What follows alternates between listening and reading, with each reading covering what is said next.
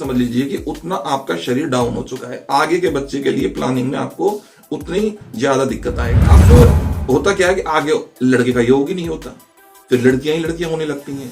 अब तो आपने सोचा कि हम कुछ भी कर लेंगे, तो आप निश्चित धोखा खा। ओवर कॉन्फिडेंस व्यक्ति अपने जीवन में हमेशा धोखा खाता है। आपको ऐसा पछताना पड़ सकता है कि आप पूरी दुनिया में घूमते रहोगे लेकिन आपको संतान नहीं होगी। 9 महीने तक संतान गर्भ में रहती है और ये बहुत बड़ी एक रिस्क होती है, लेडीज के लिए बहुत बड़ी एक चुनौती होती है बच्चा। नमस्कार मित्रों, अगर आप एक नए विवाहित जोड़े हैं, एक न्यू कपल्स हैं, एक न्यू मैरिड कपल्स हैं और आपने ग्रस्त जीवन में अभी अभी कदम रखा है लेकिन अभी संतान सुख के जीवन में कदम नहीं रखा और उससे आप अनभिज्ञ हैं, तो ये आप सही जगह पर आए हो, क्योंकि ये वीडियो आपके लिए होने वाला है।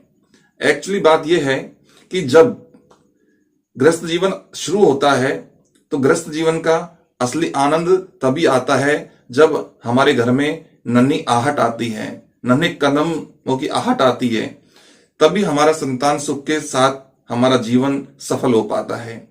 तो दोस्तों, आज की इस वीडियो में मैं आपको यही बताऊंगा कि आप जो नए जोड़े हैं वो किस प्रकार से संतान सुख के लिए ट्राई करें, किस प्रकार से क्या करें, क्योंकि ये एक महत्वपूर्ण वीडियो होने वाला है। आप इससे अनभिज्ञ होते हैं जिससे आपको पैसे का नुकसान और आपके शरीर का नुकसान बहुत ज्यादा होता है।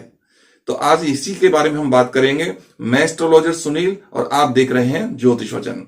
तो आइए चलते हैं अपने मेन कंटेंट की तरफ। देखिए, बात यह है कि आप के विवाह हो जाता है, लेकिन आपका विवाह हो जाता है 20 से 25 साल की उम्र में। उस टाइम आपके हंसने खेलने वाले दिन होते हैं, बहुत ज्यादा जिम्मेवारियां जो होती हैं इंसान पे वो, और ज्यादा जो मेच्योर जो व्यक्ति होता है वो होता है 35 साल के बाद में।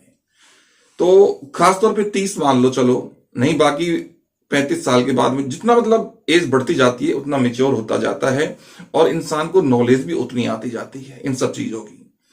तो संतान पे तो कोई ये ध्यान ही नहीं देता है कि संतान पे तो सब ये सोचते हैं कि जो होना है वो हो जाएगा, बस हमें ताकत होनी चाहिए, हमारा शरीर स्वस्थ होना चाहिए, ऐसे बस लोग सोचते हैं, बाकी इतना भी दिमाग नहीं लगाते हैं।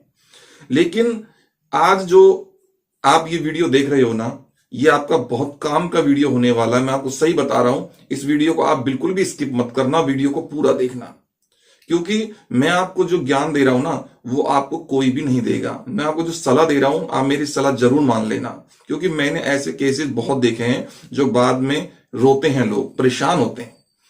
तो आइए मैं आपको उसी मेन मुद्दे पे लेके चलता हूं कि अगर आपने ग्रस्त जीवन में कदम रख लिया और अभी आपकी संतान नहीं हुई है, या फिर आपके अभी बेटी हो गई है पर बेटा नहीं हुआ है, तो अभी आपके लिए ये वीडियो है।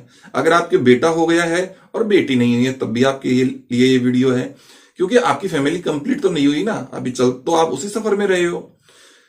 तो होता क्या है कि जब आपकी नई शादी होती है उसके बाद में कई बार तो आप बहुत जल्दी कंसीव कर जाते हैं, मतलब बहुत जल्दी बेबी प्लान कर जाते हैं, क्योंकि बहुत लोगों को बहुत जल्दी होती है। और खासतौर पे जो लड़के के माता पिता होते हैं, जो उस बच्चे के दादा दादी बनते हैं, उनको बहुत ज्यादा इच्छा होती है, ठीक है, कपल्स से भी ज्यादा उनको होती है और वो प्रेशर डालते हैं और वो कंसीव कर जाते हैं। इसके अलावा कुछ लोग ऐसे होते हैं जो इस चीज पे ध्यान ही नहीं देते, जो देते हैं वो तो बहुत जल्दी देते हैं और जो नहीं देते वो बिल्कुल भी नहीं देते। 5-5, 6-6 साल निकल जाते हैं, अभी तो हमारी लाइफ सेट होने दो, अभी तो हमारा काम सेट होने दो, अभी हमें बच्चा नहीं चाहिए, अभी हमने तो घूमने फिरने के दिन हैं। तो ये दोनों ही बातें आपके लिए गलत साबित हो सकती हैं। तो इसके लिए मैं आपको बता रहा हूं कि आप बेबी प्लान करने से पहले हमेशा एक एस्ट्रोलॉजर की एडवाइस लें, क्योंकि एक आप इसको मेरी बात ये मत समझना कि मैं एस्ट्रोलॉजर इसलिए बोल रहा हूं, आप आगे सुनिए वीडियो को, कि हर लेडीज के जब संतान होती है तो उसका 2 ही चीजों का खेल होता है, एक पैसे का और एक शरीर का। 9 महीने तक संतान गर्भ में रहती है और ये बहुत बड़ी एक रिस्क होती है, लेडीज के लिए बहुत बड़ी एक चुनौती होती है बच्चा पैदा करना। और यहां पे एक मैं आपको बता रहा हूं कि एक आपका पूरा बच्चा जो होता है ना, कंप्लीट बच्चा अच्छी तरीके से, उस बच्चे से कहीं ज्यादा कष्ट आपको जब होता है जब आपका कोई बच्चा मिसकैरेज हो जाता है। उससे ज्यादा आपका शरीर तब खराब होता है जब आपका बच्चा मिसकैरेज हो जाता है, जब आप कोई अबॉर्ट करा देते हैं बच्चे को। ठीक है, अगर आप टैबलेट भी लेते हो, गोली भी लेते हो, ठीक है, किसी भी प्रकार की, तो कि अभी हमें बच्चा नहीं चाहिए, तो ये आप अपने शरीर के साथ भी खिलवाड़ कर रहे हो और आप अपने भाग्य के साथ भी खिलवाड़ कर रहे हो। मैं आपको सच बता रहा हूं, आगे आपको ऐसा पछताना पड़ सकता है कि आप पूरी दुनिया में घूमते रहोगे लेकिन आपको संतान नहीं होगी। ये मैं सही बता रहा हूं आपको बिल्कुल। बहुत से लोग क्या करते हैं कि उनके शादी के तुरंत बाद में फर्स्ट नंबर पे जो है पुत्र संतान का योग होता है, लेकिन वो इस बात से बिल्कुल अनभिज्ञ होते हैं, उनको पता नहीं होता कि क्या है क्या नहीं है। वो सोचते हैं बच्चा पैदा करना हमारे हाथ का खेल है, फिर से हो जाएगा, ठीक है, लेकिन आपके हाथ का खेल नहीं है। आपके हाथ का खेल है तब तक ही है जैसे आप एक मोटरसाइकिल चला रहे हो, और जब तक वो आपके कंट्रोल में है ना, तब तक वो आपके कंट्रोल में है। अगर कंट्रोल से बाहर निकली ना, तो आप गिर के मानोगे 100%, आप कंट्रोल नहीं कर पाओगे। तो बस यही है कि संतान सुख के लिए भी, या अपनी लाइफ में किसी भी क्षेत्र में आप जब तक अपनी समझ से चल रहे हैं, जब तक आप कुछ कर रहे हैं वो ठीक है, लेकिन आपके हाथ से अगर मान लो आप ज्यादा अपने ओवर कॉन्फिडेंस हो गए, और अगर मान लो आपने सोचा कि हम कुछ भी कर लेंगे, तो आप निश्चित धोखा खाओ। ओवर कॉन्फिडेंस व्यक्ति अपने जीवन में हमेशा धोखा खाता है। तो मैं आपको इसी बात के लिए बता रहा हूं, आगे समझाता हूं कि कुंडली जो होती है, कुंडली में जो पंचम भाव होता है, नवम भाव होता है, ये मुख्य तौर से संतान के कारक होते हैं। और किसी लेडीज के पंचम भाव में, यानी कि सबसे पहला स्थान जो है पंचम भाव को, और फर्स्ट बच्चा पुत्र है, और वो क्या करते हैं कि जल्दी की वजह से अबॉर्ट कर देते हैं, मतलब उस बच्चे को गोली वोली खा जाते हैं, हटा देते हैं कि भाई हमें अभी नहीं चाहिए, ठीक है, तुरंत जैसे प्रेगनेंसी ठहरी तभी हटा देते हैं। अब होता क्या है कि आगे लड़के का योग ही नहीं होता, फिर लड़कियां ही लड़कियां होने लगती हैं। अब इंसान परेशान हो जाता है, क्योंकि एक उत्तराधिकारी भी तो चाहिए, एक आपके कुल के दीपक भी तो चाहिए, आपके घर को रोशन करने वाला भी तो चाहिए, आपके नाम को रोशन करने वाला भी तो चाहिए, ये सब होता है। तो इसलिए आप फर्स्ट में ही ये ध्यान रखें कि कुंडली आप जरूर दिखाएं, क्योंकि अगर पंचम भाव आपका पीड़ित है तो आपका वैसे भी बच्चा हटेगा, आप मत हटाओ, आपका बच्चा पहले बच्चे में हटेगा या दूसरे में हट सकता है, लेकिन पहला ही हट गया तो आपके शरीर का नाश।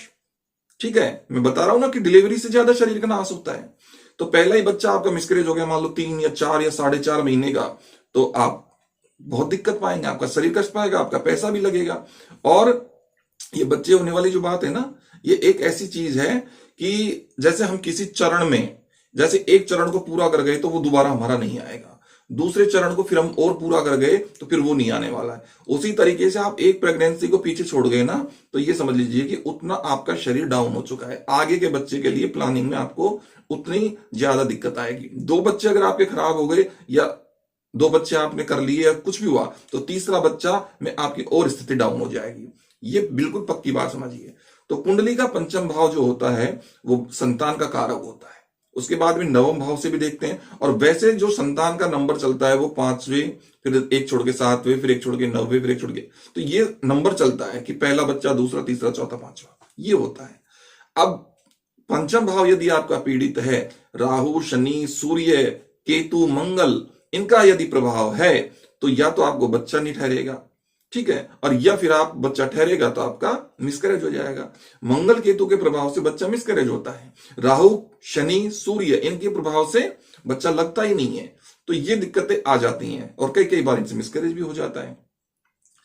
तो आप फर्स्ट बच्चे में अगर आपके मिसकैरेज के चांस हैं, ठीक है, तो भी आप कुंडली दिखाएं।